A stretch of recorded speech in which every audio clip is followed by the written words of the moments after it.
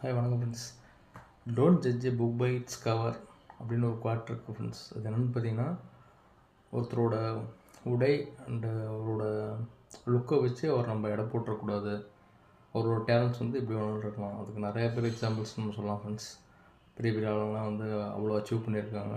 அவங்களோட உடை அமைப்பை தாண்டி அவங்க சாதித்ததில் அதை பேசியிருக்கு. அதுதான் don't judge a book by its கவர்னு சொல்லுவாங்க. அந்த மாதிரி பார்த்திங்கன்னா இன்னொரு கோட் என்ன சொல்லலாம்னா, don't judge one's future instead of using her past and present. இது என்னன்னு பார்த்தீங்கன்னா, ஒருத்தர் அவரோட எதிர்காலம் எப்படி இருக்குன்னு யாராலையுமே நம்மளால் ப்ரெடிக்ட் பண்ண முடியாது. ஒன்று காடால் மட்டும்தான் பண்ண முடியும். ஸோ அவர் இப்போ இருக்க present situation and past situation maybe ரொம்ப ஒரு புவராகவோ ஒரு கஷ்டப்படுற நிலைமையாக கூட இருந்திருக்கலாம். அதை வச்சு அவரோட ஃப்யூச்சரை ப்ரெடிக்ட் பண்ண வேணாம். ஏன்னா ஃப்யூச்சருங்கிறது நம்ம கையில் இல்லை ஃப்ரெண்ட்ஸ், அது காட் கையில் தான் இருக்குது. Thank you friends.